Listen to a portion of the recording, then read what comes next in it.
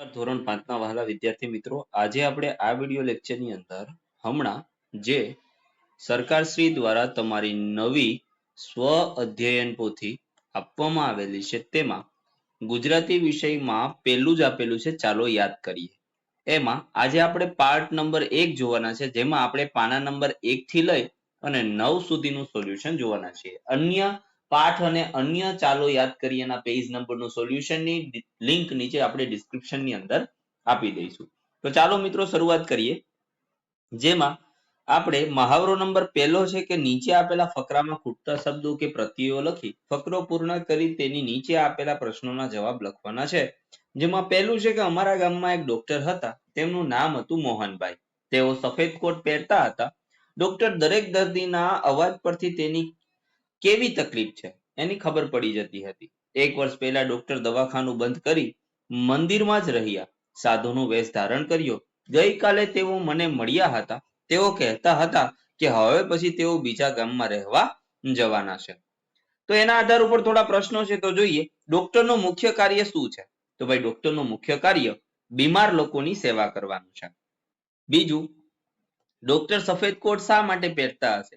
તો ભાઈ સફેદ રંગ શાંતિનું પ્રતીક હોવાથી ડોક્ટર સફેદ કોટ પહેરતા હશે. ત્રીજો પ્રશ્ન છે, ડોક્ટર હોશિયાર છે એમ શા પરથી કહી શકાય?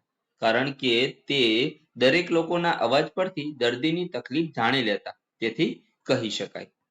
ડોક્ટર દવાખાનું છોડીને મંદિરમાં કેમ રહેવા ગયા હશે?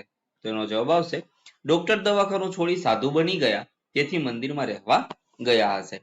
પાંચમું છે, ડોક્ટરે સાધુનો વેશ શા માટે ધારણ કર્યો? તો ડોક્ટર હવે સાધુ બની ગયા, તેથી ડોક્ટરનો વેશ ધારણ કર્યો.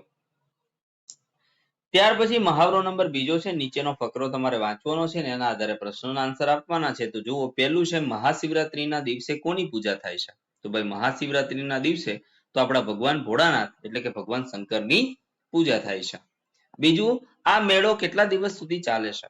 તો મિત્રો આ જે મેળો છે મહાશિવરાત્રીનો એ 5 દિવસ સુધી ચાલે છે. ત્રીજું, તમે કોઈ મેળામાં ગયા છો? તમારો અનુભવ લખો. તો હા, હું જન્માષ્ટમીના મેળામાં રાજકોટ ગયો છું અને ત્યાં મને ખૂબ જ મજા આવી હતી. ત્યાર પછી છે તમારા વિસ્તારમાં કયા કયા મેળાઓ યોજાય છે તે તમારે લખવાનો છે. તો અમારા વિસ્તારની અંદર રાજકોટ, ગોંડલમાં મેળાઓ જોવા મળે છે અને સાથે સાથે ગીર સોમનાથની અંદર સોમનાથ ખાતેનો મેળો પણ કાર્તિકી પૂર્ણિમાનો જોવા મળે છે. પાંચમું, તમારા વિસ્તારમાં યોજાતા મેળામાં કયા કયા સ્થળેથી લોકો આવે છે? તો ભાઈ અમારા વિસ્તારમાં જે મેળા યોજાય છે એમાં આખા ગુજરાતમાંથી લોકો આવે છે. પ્રશ્ન નંબર ત્રીજો, મહાવરો નંબર 3 છે. તમારા શિક્ષકની મદદથી નીચેના વાક્યોમાં યોગ્ય શબ્દ લખી વાક્ય તમારે પૂર્ણ કરવાનું છે.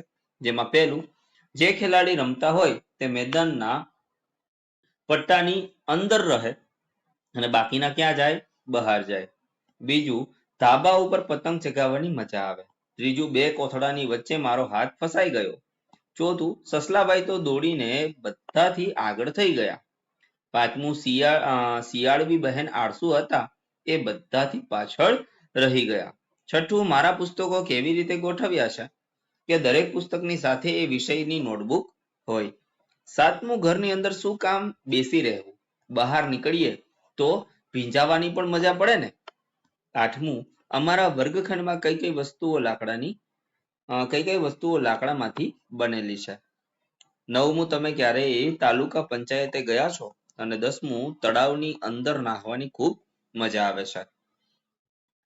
ત્યાર પછી આગળ જઈએ તો મહાવરો નંબર 1 પાના નંબર 3 પરનો કે નીચેનો ફકરો વાંચી પ્રશ્નોના ઉત્તર આપવાના છે. એમાં મોહન વાળી વાત છે. મોહન શું કામ કરતો હતો? તો મોહન મૂર્તિઓ બનાવતો હતો. મોહનને ઘરના દ્વાર પાસે કોની મૂર્તિ બનાવી? તો મોહને ઘરના દ્વાર પાસે એક ચોકીદારની મૂર્તિ બનાવી હતી. ચોર ચોરી કર્યા વગર શા માટે ભાગી ગયો? તો ચોર ચોકીદારની મૂર્તિથી ડરી અને ભાગી ગયો. ચોથું છે, દૂધની જગ્યાએ તમે હોવ તો મોહનને લઈ આવવા કઈ યુક્તિ વાપરો? તો જો અમે મૂર્તિ બનેલા દરેક મોહનના કાનમાં પીછા અથવા તો કોઈ પણ વસ્તુની મદદથી ગલી પછી કરી દે, જેથી કરીને મોહનને હસી આવે અને આપણે એને પકડી લે.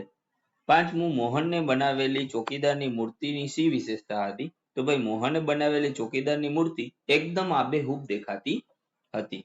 છઠ્ઠું, થાપ ખાઈ ગયો. રૂઢિપ્રયોગનો અર્થ શું થાય? તો છેતરાઈ ગયું.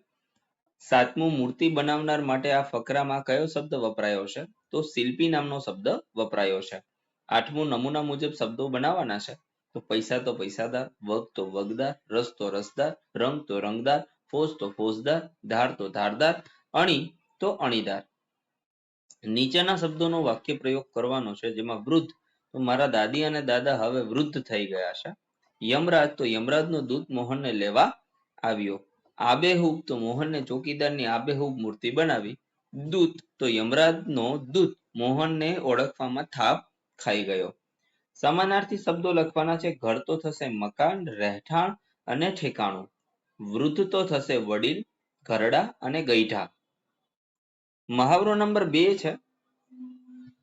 હવે એના પ્રશ્નો પેજ નંબર 5 ઉપર છે, જેમાં પહેલું, કોણ તોફાની હતું? તો પોપટું તોફાની હતું. બીજું, પોપટે કયા કયા બચ્ચાને ખાવાનું આપ્યું? તો પોપટે 3જા નંબરના અને 5મા નંબરના જે બચ્ચા છે એને ખાવાનું આપ્યું.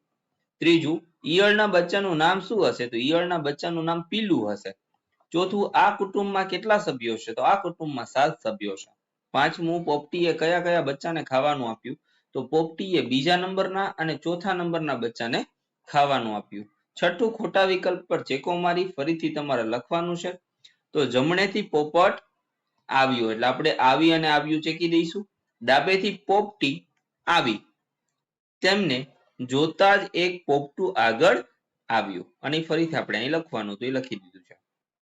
સાતમું, કાઉન્સમાંથી યોગ્ય વિકલ્પ પસંદ કરી ખાલી જગ્યા પૂરો. જમણી બાજુએથી કાબરબેન આવ્યા. શાળામાં બાળકો ભણે છે. ગાયને ઘાસ આપો. કુવામાંથી પાણી બહાર કાઢો. સસલાએ શિયાળ સાથે દોસ્તી કરી.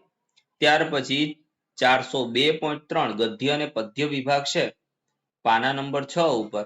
એમાં આપણે સરસ મજાની 2 કવિતાઓ આપેલી હતી, અને ત્યાર પછી એના આધાર ઉપર આપણને અહીંયા જુઓ આ પ્રશ્નો પૂછેલા છે, અને એની આપણે કવિતાનું એક ઓલું જે આ કાવ્ય પંક્તિ કહેવાય એ આપણે એના માટે લખવાની છે કે વહેલી પરોઢે નિંદ્રામાંથી જાગીને ભાઈ બહેન 2 ઓશિકા ઉપર ધાબળો ઉઠાડી રમવા ભાગી ગયા. તો એની કાવ્ય પંક્તિ શું થશે? તો જુઓ અહીંયા, પાછલા તે પહોરની ઉડી ગઈ નિંદ્રા, સૌરે ઊંઘે ને અમે જાગતા જીરે, ઓશિકા ઉપર 2 ઓઢાડી ધાબળા, ચૂપચાપ ભાઈ બહેન ભાગતા જીરે.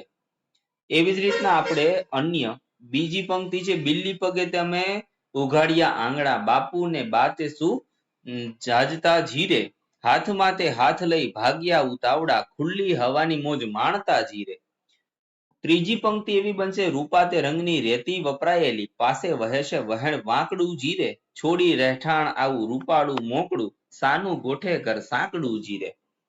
ચોથી બનશે, ઉડે અદીઠ રોડે ઝાકળની ચૂંદડી, આજ એને ઉડી જતી ખાડવી જીરે, છેડો જાલીને એનો જાવું આકાશમાં, જોવું છે કોણ એનો સાડવી જીરે.